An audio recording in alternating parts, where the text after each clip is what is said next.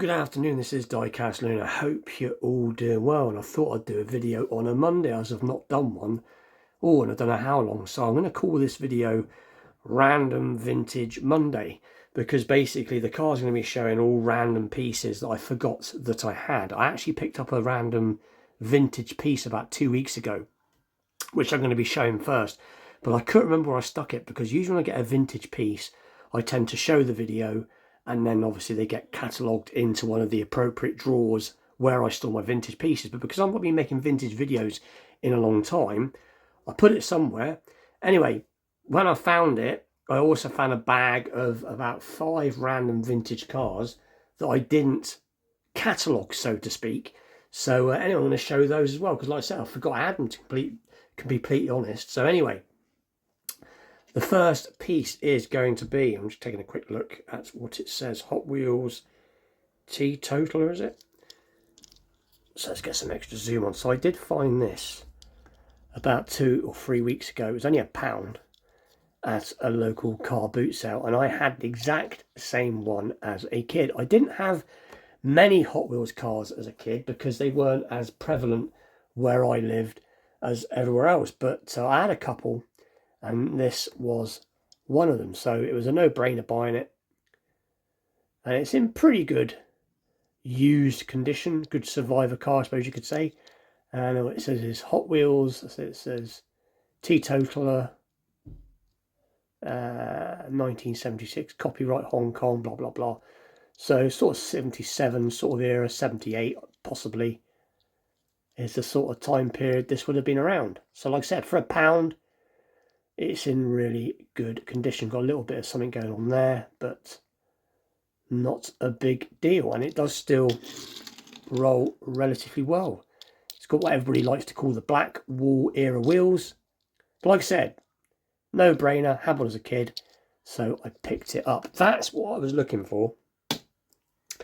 And then the next one, so I've got a couple of these, and there's actually another colour that's a bit more rare. I think it's a burgundy colour, I can't remember now, but it is, I believe this is the Cosmobile. And like I said, quite an unusual casting, not the best looking Matchbox ever made, but definitely quirky, screams 70s, and it is in absolute pristine condition. Like I said, I've got a couple of these, but this one is the tidiest version. So a little look underneath, it does say number 68, I believe, Matchbox Superfast. I'm sure it says Cosmobile. And there you go. Love it, hate it, depends.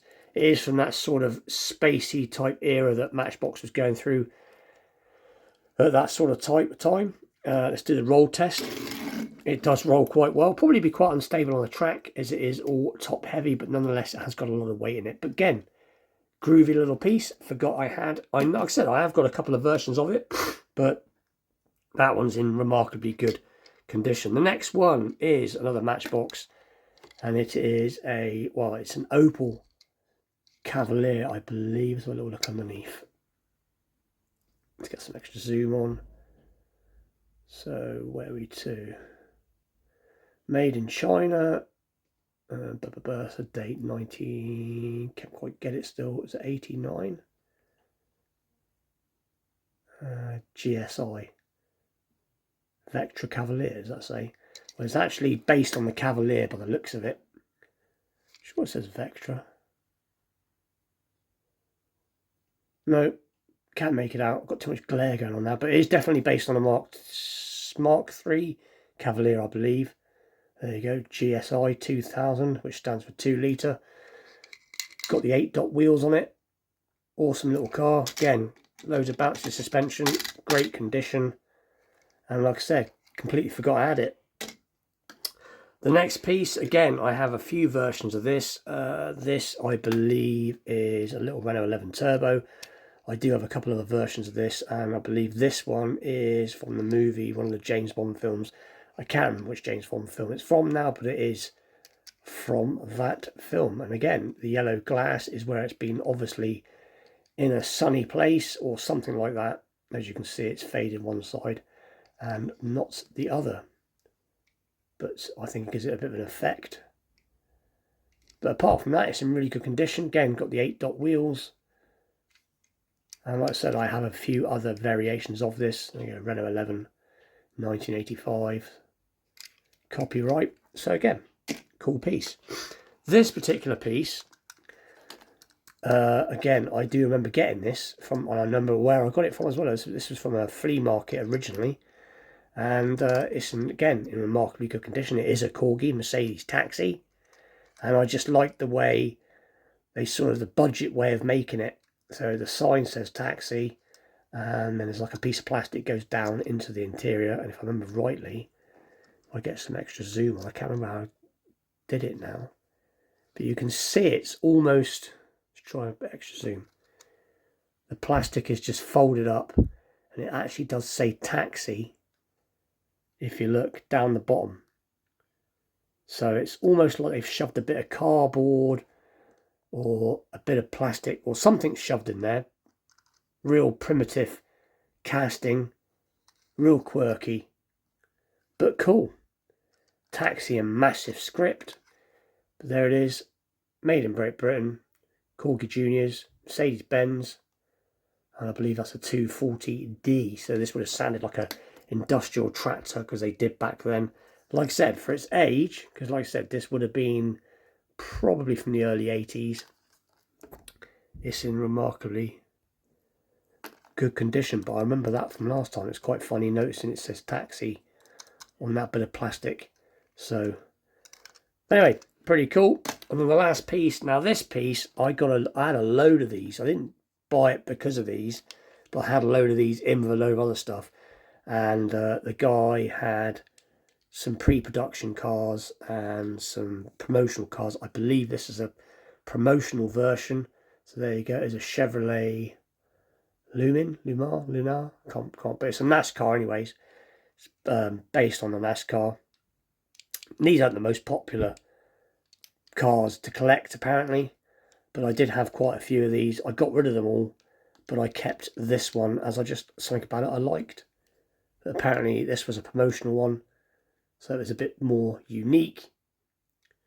And again, loads of suspension, obviously rolls really well. And I believe, so what time period was this made? 1990.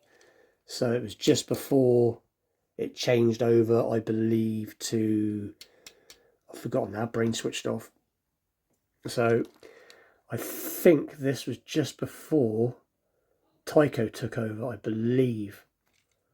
I think this is still Universal Toy, because like I said, Universal Toy had it until 92, I believe. I'm sure Tyco Toys bought it in 92 to about 97, something like that. And then Hot Wheels, Mattel took over. But anyway, going off the track a little bit there. So that is this week's random vintage video. Some pretty cool pieces there, all in remarkably good condition. I will be now putting these into the appropriate place. I don't really like my collection.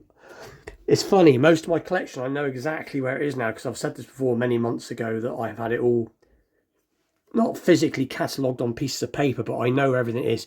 They all have their appropriate drawers, but I have got some castings that have seemed to have disappeared, and this was great to come across them. But anyway, with that, please like, share, subscribe, stay tuned for more vintage videos to come, premium videos to come, and all that good stuff. And I'll probably try and do another video end of the week possibly, as I'm waiting for something to come in the post. And with that, I'll see you all very soon. Thanks for watching. Take care.